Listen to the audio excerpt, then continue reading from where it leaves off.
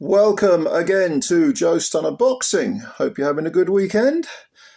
You know, when our friend the Excellent Turkey first came along, throwing his enormous amounts of wads of money up in the air and everyone was scrambling to catch it, and he was putting on some incredible cards, with vast depth, incredible matchups.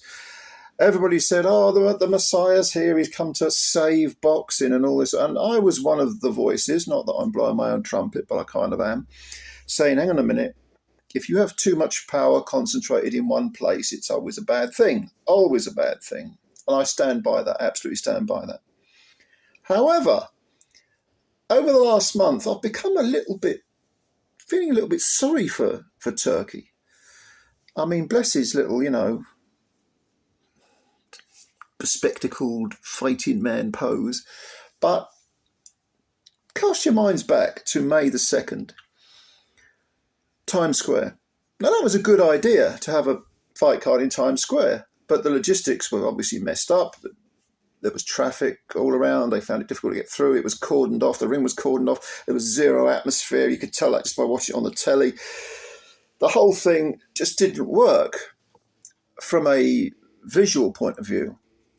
But far more importantly than that, the matchups, which on paper looked pretty decent, turned out to be damp squibs completely.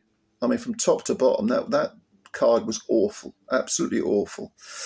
The one person who you could say kind of came out doing okay, was Teofimo Lopez, who scored a very good victory over Arnold Barbosa Jr., who was undefeated in, I think, 32 wins, don't get any draws on the record.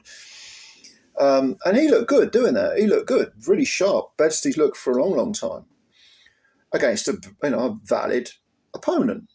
And that was a WBO super lightweight. Was it the full fat version or was it one of those interim belts? I can't remember, but he picked up a belt. He did okay.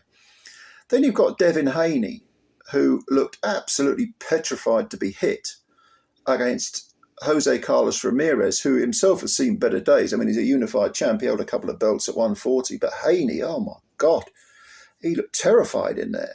And he sort of prodded and poked and nitpicked and scuttled away, and he won a wide decision, I suppose. He won most of the rounds because Ramirez was so awful. Ramirez just plodded after him. It's like one of those old, mummy films where mummy's walking after you and coming to get you. It doesn't matter how fast you run, somehow the slow-moving mummy is still there. But Haney, my God, Haney was that screaming damsel in distress running away from the mummy. But he won the fight. He did pinch, and I mean pinch, most of the rounds. Then you had Ryan Garcia turn up, who was supposed to knock out Rolando Romero to set up the rematch with Haney. And we were thinking, well, Haney's terrible. Hopefully Garcia can do a bit better than that. No, he went one worse and lost. He lost to Rowley. And Rowley was like, yeah, whatever. Yeah, I do quite like Rowley. I think he's quite a funny character because he was so sort of, okay, fair enough. He doesn't seem to bother him. If he loses a couple of fights, like when he got smashed around the ring by Pitbull, and obviously Tank did him as well. He got stopped twice in those two fights, but yeah, all right, whatever. I knew I beat Garcia. He had Garcia on the floor as well. And so this whole thing was, a complete and utter disappointment, okay, for Turkey as well as the fans, because Turkey, to his credit, was trying something new. Whatever you think of the end result, it was an attempt at something new, and I'm all for that. I didn't blame Turkey for any of that stuff and anything that went on in the ring. But what do you notice about this card? It was all American fighters. And American boxing it should be welcoming Turki Al-Sheikh's, input, because American boxing needs an overhaul. It needs revitalizing. And I don't say this with any pleasure because I grew up watching great American fighters of all weights. Going down to, some of the, like I've said this in the past, but in the 70s, there were some incredible fights between Bobby Chacon, Bozo was British, well, he's African but British as well, or Caribbean, wasn't he? Caribbean British. And then you had Bazooka Lemon was in the mix, and then you had one of the Lopez's, wasn't it? Which Lopez was it who fought around about featherweight? I can't remember his Christian name, but you had a lot, and then you had, of course, the great American heavyweights. You had the welterweights, Hearns versus Leonard. You had some great middle. Marvin Hagler's one of my favourite fighters. I take no pleasure whatsoever in saying that American boxing is I wouldn't say it's sunk, but it's sinking, and it needs to be revitalised. And I want to see it revitalised.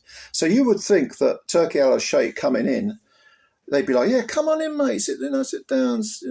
Put your feet up. Well, and treat. They'd say, bring your money in. Instead, what we have is Teofimo Lopez making a total tit of himself by, insulting Turkey on Twitter or X or whatever that piece of trash that's owned by that fucking lunatic Musk is called these days. You've got Barbosa Jr. doing fuck all in the ring, looking virtually, if not shot, then completely disinterested. You've got Haney looking like he doesn't ever want to take a punch, any kind of punch. He doesn't want to be touched ever again, right? You've got Rowley, who's entertaining, but, God bless him. I mean, he's not exactly a killer, is he? Let's be honest here. He could lose his next fight by knockout. You just don't know with this guy, do you? You've got Garcia, who's, when he's not away with the fairies, in fact, when he is away with the fairies, he probably fights better. But, I'm almost tempted to say, get back on the drink and drugs, Ryan. Maybe then you'll fight a bit better, but I'll stop myself from saying that. But when he's straight, he's a mediocrity. And yet, Garcia, Haney, Lopez, I wouldn't put Rowley in that bracket, but you'd think that they'd achieved immense amounts. You'd think that they'd actually torn the place up, that they were living legends, that they were the faces of boxing. Because the sense of entitlement, the sense of, I expect to be paid this huge amount of money, when you've essentially done fuck all, or should we say very little. I mean, are they trying to, it's embarrassing. Are they trying to rival Tank Davis, another one who doesn't want to fight anyone in a 50-50 fight? And he's got talent, he's got ability. You saw what happened in his last fight. He got the draw, and he's probably going to, have a rematch. But he's another one who, he walked around calling himself, because he held a 140-pound interim belt, he called himself a super lightweight champion. This is when Josh Taylor had all four of the other belts. That to me sums up Tank Davis. He's got ability, but he's pissed so much of it away because of this sense of entitlement, because it's all about just making money, because it's not about building any kind of legacy. And when you consider how boring someone like Devin Haney is to watch, he was boring before he got gun shy. He demands the earth. And he's achieved a lot. He was undisputed lightweight champion. And he won it on the road. He went to Australia twice and beat up Kambosos. Lopez, essentially, I mean, we all know that he lost to Kambosos, but Lopez, deriding Turkey for offering him, I don't know what it was it 11 million or something like that? Bear in mind this guy, against Sandor Martin, I thought Sandor Martin beat Lopez. Lopez is, he's got ability. Again, he's got skills, but he's not some living legend. So these American fighters, the current crop of American fighters around those weights, sort of lightweight, with Tank, lightweight up to welter. And I will exclude someone like Boots Ennis, who genuinely will find, who I like a lot, and I genuinely do think is a talented guy. But these other guys, they need to cop themselves on and realise that, you know what, you go away and you achieve something real. You beat some of your contemporaries in their prime, and then maybe you can start talking about big money figures, about 11 million, meaning that Turkey is a dictator. Even Tank can say that he beat Ryan, even though he drained him and dragged him down to an unnatural weight. Rowley can say, people take the piss out of Rowley. Rowley has fought Pitbull, he's fought Tank, he's fought Ryan. All right, he's lost 2 of those 3 fights, but and he got gifted that, that appalling stoppage. Was it Tony Weeks pulled off that ridiculous stoppage against Ismael Barroso? I mean, okay, he had that gift on that night, but at least he's fighting people. It's not like he's bottling it. And he's quite easy to work with. You know, you can do a deal with the man. He hasn't got his father like Teo has or Devin has, you know, shouting the odds and wanting to be in the middle of the stage, in the spotlight, you know, singing and dancing and shouting and brawling. And I've got a lot of respect for Rolly. Rolly will fight anyone. He ain't the greatest fighter in the world, but he's decent. He's probably better than people are giving him credit for. And he's prepared to fight his contemporaries, which is what you're supposed to do to build a legacy. And then when you build the legacy, then you can start saying, pay me money. Pay me some decent money now. It's not the other way around. You don't say, well, I'm wonderful, I'm lovely, I've got 10 million Instagram followers, therefore I just, pay me money. Have you achieved anything? Fuck all. Well, fuck off then. I wouldn't be surprised, and I wouldn't blame him, if Turkey said to these American fighters, look, you can all behave yourself, or you can fuck off. Go to Bob Arum, see if Top Rank can pay you this big money. All right? Because I'm not putting up with any of this bullshit, any of this nonsense. And I would be exactly the same, this is a video for another time, with Canelo Alvarez as well. Well, I've heard that this can't be accurate. Surely this can't be accurate. I've read in a couple of places he got 100 million dollars, $100 million for that abortion of a non-fight against that ridiculous pretender William Skull, who I never want to hear his name again. I've just heard it because I've just said it, but I don't ever want to watch any of his fights ever again. And Canelo wasn't much better than Skull as far as I'm concerned. Because all right, if a guy's that negative, you know, if you're supposedly the greatest boxer in the world, or you think you are and you profess to be, you should be able to cut that ring off and put some heat on him.